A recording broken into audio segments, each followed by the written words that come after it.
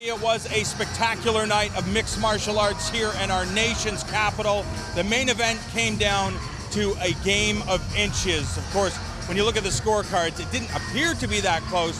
When you got to see it, Rory MacDonald really did a great job of managing what Stephen Thompson does very, very well. He said it, Stephen Thompson said it kind of threw him off a little bit, and he had to make adjustments mid-fight. It really was a magical fight. You know, in his last fight, Rory was pushed to the limits of what he was capable of physically, and this one he was pushed to the mental limits to really have to stay focused and work around what Wonderboy does so well. And you're right, he did it very, very well, just not well enough. And this whole sort of game that Wonderboy plays and that Dominic Cruz plays, it's such a new approach to fighting.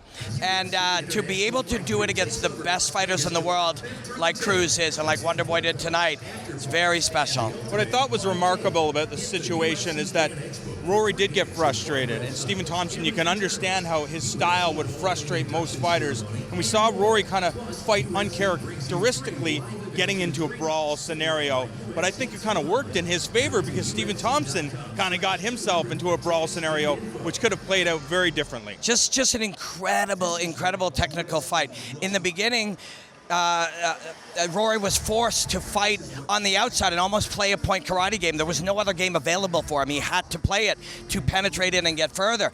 And when that became difficult, he tried all types of things. Built a shield to approach underneath, rolled for heel hooks and knee bars, pulled guard, anything to try to make that thing work.